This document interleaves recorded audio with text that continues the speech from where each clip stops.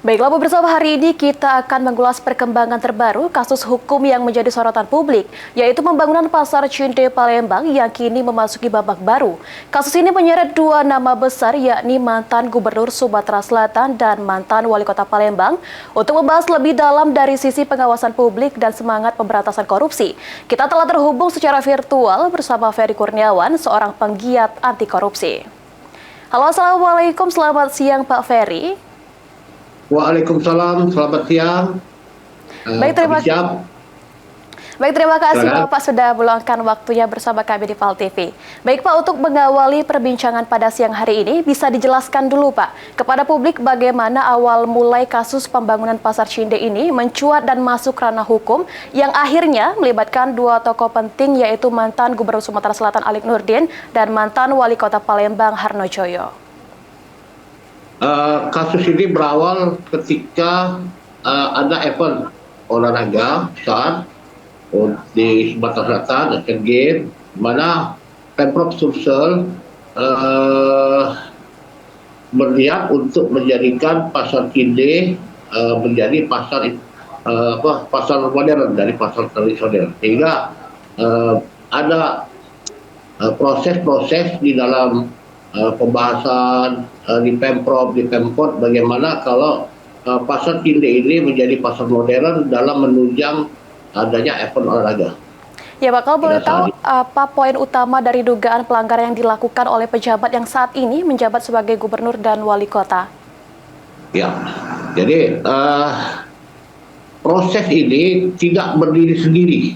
Jadi berawal dari pembahasan di SKPD, pembahasan di DPR, dan akhirnya dilaksanakan proses bangun guna serah.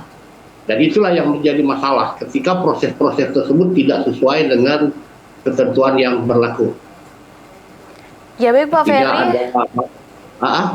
Ya baik Pak Ferry, boleh dilanjutkan Pak? Oke, jadi bahwasanya dalam proses pengadaan bangunan, proses investasi ini ternyata menurut kejaksaan ada bermasalah terkait dengan proses pengadaan investasinya, berupa adanya pengaturan terhadap investor PT Magna Betum Aliron untuk menjadi pembangun dari gedung Pasar Cinde ini. Itu yang jadi masalah, bahwa di situ ada dugaan terjadi pengaturan, rekayasa proses-proses dalam perjanjian BOT. Ya baik Pak Ferry, apakah kasus ini termasuk dalam kategori maladministrasi atau murni tindak pidana korupsi menurut pandangan Anda seperti apa Pak? Kalau ini terlihat saja dari hasil penyidikan Kejaksaan Tinggi Sumsel, ini murni adanya upaya dalam tanda kutip upaya tindak pidana korupsi, berupa adanya pengaturan lelang, adanya pemotongan BPHTB, adanya gratifikasi dalam tanda kutip yang belum diungkap secara utuh oleh pihak kejaksaan. Ya, jadi baik, tidak ada di sini, tidak ada maladministrasi di sini. Baik, seperti yang kita ketahui kan mantan dua tokoh penting ini akan dalam kasus ini, itu apakah ada mengakhiri polemik pembangunan Pasar Cinde ini Pak? Kalau kita menyatakan bahwa ini merupakan rangkaian kegiatan yang melibatkan banyak orang, banyak dinas, banyak instansi, dan juga melibatkan pemerintah daerah dan DPR, provinsi maupun kota. Disinilah yang menjadi titik fokus kita, bahwasanya penetapan tersangka kepada mantan Gubernur Sumsel dan mantan Wali Kota Palembang itu belum seutuhnya menyelesaikan mengungkap perkara ini. Ya baik Pak, dalam kasus ini kalau Anda lihat, apakah sudah on the track Kejaksaan Tinggi Sumatera Selatan mengusutnya? Sudah on the track, tapi belum menyeluruh. Artinya masih banyak pihak yang harus diungkap keterlibatannya, termasuk yang belum diungkap oleh Kejaksaan adalah peran DPR. Artinya peran DPR Provinsi dan DPR Kota Palembang dalam penghapusan aset, berupa aset tanah dan aset bangunan Pasar Cinde.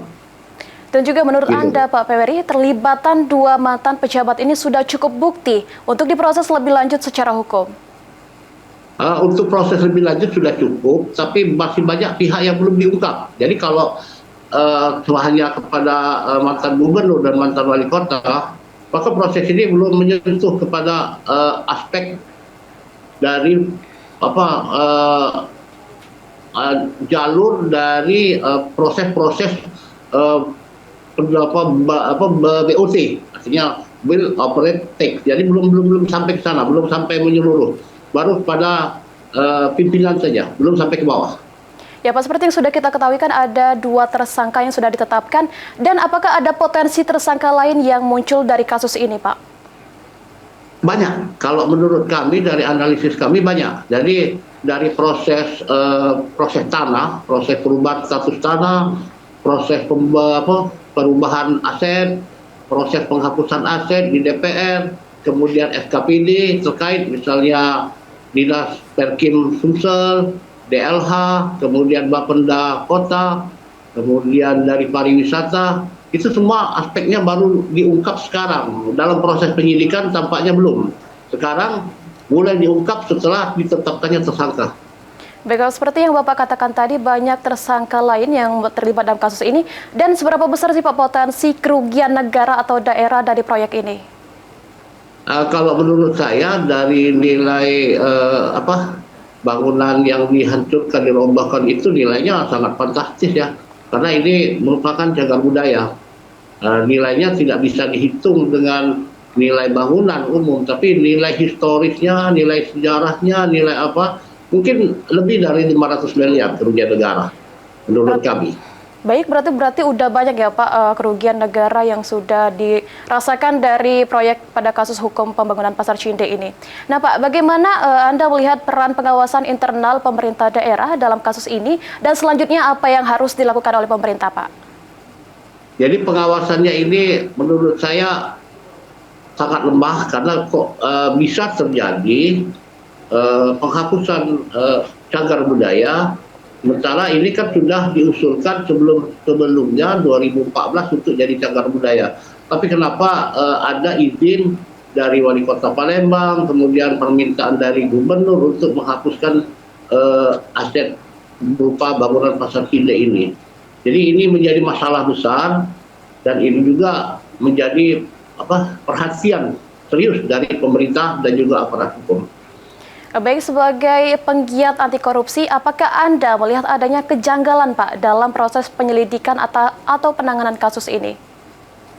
Menurut saya kejanggalannya sih tidak ada, tapi proses ini menurut saya agak sedikit terlambat dan tidak menyeluruh. Jadi ada perkara-perkara lain yang menyangkut banyak orang, namun ini belum terungkap. Seperti belum disidiknya para anggota DPR kota dan DPR provinsi, karena kaitannya, karena rapat di DPR dan kota dan provinsi, maka bangunan ini bisa dihapuskan dalam aset provinsi dan aset kota. Itu yang menjadi titik fokus kami. Kenapa sampai sekarang pihak kejaksaan belum melakukan penyidikan terhadap peran wakil rakyat? Baik Pak, yang pasti banyak orang yang merasakan, terutama berada di Pasar Cinde itu. Nah Pak, apa tanggapan masyarakat sejauh ini terhadap proses hukum kasus Pasar Cinde ini? Masyarakat, telah kami banyak pertanyakan, itu sangat mengapresiasi apa yang dilakukan oleh kejaksaan, karena ini kasus ini sudah berlama-lama. Sementara sepertinya sangat sulit untuk diungkap, tapi namun akhirnya pada beberapa hari yang lalu ditetapkan tersangka. Jadi masyarakat sangat puas. Karena apa? Korbannya ini sudah terlalu banyak. Bagaimana pedagang, bagaimana masyarakat yang harus mencari pasar lain. Sementara Pasar Cinde ini menjadi pasar yang paling dalam tanda kutip paling dikunjungi oleh masyarakat Kota Palembang. Baik, yang pasti masyarakat sangat mengapresiasi dari Kejaksaan Tinggi sendiri ya Pak. Nah Pak, apakah Anda melihat ada tekanan politik atau hambatan dalam menuntaskan kasus ini hingga ke meja hijau? Kalau dilihat dari proses, sebenarnya tidak ada tekanan politik, saya yakin dengan kejaksaan. Namun proses ini sepertinya belum menemukan titik terang pada saat itu ya, pada saat proses. Apakah ini kasus pembongkaran pasar Tinde ataukah ada kasus lain seperti adanya dugaan gratifikasi oleh pengembang ataukah adanya pemotongan BPHTB. Namun seiring waktu dengan ketekunannya, dengan bagaimana mereka melakukan penyidikan, akhirnya bisa diungkap dan menetapkan tersangka. Jadi kita apresiasi apa yang dilakukan oleh Kejaksaan Tinggi Sulsel. Baik, betul sekali Pak. Berarti kita harus mengapresiasi kerja dari para kejaksaan tinggi yang sudah menusut dari kasus pembangunan ini. Nah Pak, apa pelajaran penting yang bisa kita ambil pemerintah dari kasus ini agar tidak terulang pada proyek lain di Sumatera Selatan? Dari kasus ini, kita belajar bahwasanya sistem administrasi, kemudian pengawasan, kemudian manajemen pemerintahan itu perlu diperbaiki. Karena begini, kasus ini terjadi karena banyak sekali dokumen-dokumen, data-data yang tidak utuh sehingga kepala daerah bisa beranggapan bahwa ini tidak merupakan cagar budaya. Karena dokumen-dokumen yang ada itu mungkin sudah tidak lagi terarsip di pemerintah daerah. Jadi harus lebih ditekankan kepada arsip dan ditekankan pada pengawasan. Berarti dapat kita simpulkan bahwa pengawasan itu harus diperketat lagi ya Pak untuk betul. Nah Pak, menurut Anda sendiri bagaimana seharusnya lembaga penegak hukum bersikap terhadap kasus yang melibatkan tokoh besar daerah? Sebaiknya aparat hukum tidak memandang, tidak perlu pandang bulu. Siapapun yang melakukan tindak pidana korupsi itu harus ditindaklanjuti. Jangan sampai karena memandang bagaimana peran dia pada saat pemerintah, bagaimana kinerja mereka sebelumnya yang dianggap baik, sehingga menutupi perkara. Jadi kita berharap pihak kejaksaan tidak pandang bulu. Siapapun pelaku korupsi itu harus diungkap. Kami berharap begitu. Baik, betul sekali Pak. Berarti kita tidak perlu memandang bulu. Siapapun yang melakukan korupsi itu pasti akan dimasukkan ke ranah hukum ya Pak? Ya Pak, ya. Ya baik Pak, apa rekomendasi Anda kepada pemerintah daerah dan pusat agar kasus ini tidak terulang khususnya dalam pengelolaan aset publik? Jadi kami berharap transparansi dari pemerintah daerah dan pemerintah pusat terkait aset-aset yang ada di pemerintah daerah. Karena sekarang ya kita banyak sekali hasil dari rekomendasi dari BPK menyatakan aset-aset tersebut tidak tercatat, bahwa aset-aset tersebut hilang arsip di pemerintah daerah. Jadi saat ini kita meminta kepada pemerintah daerah dan pemerintah pusat agar menertibkan arsip, menertibkan status dari aset-aset yang mereka miliki. Itu yang kita. Baik Pak, dan terakhir ini Pak, dari Pak Peri, apakah harapan Bapak terhadap penuntasan kasus Pasar Cinde ini, baik dari sisi hukum maupun dampaknya bagi masyarakat luas?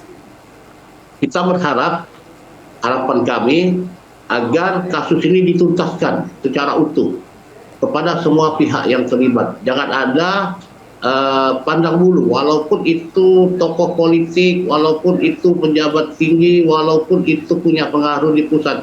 Kita ingin kasus ini setuntas-tuntasnya karena kerugian ini sudah diderita oleh masyarakat selama lebih dari 5 tahun. Bagaimana mereka tidak bisa belanja kembali, bagaimana pedagang yang tidak mendapatkan loan, sehingga banyak sekali kerugian yang harus diterima oleh masyarakat. Jadi kita berharap agar ini segera dituntaskan setuntas-tuntasnya. Baik, betul sekali Pak Peri. Yang pasti kasus hukum ini harus dijalankan dengan seadil-adilnya ya Pak.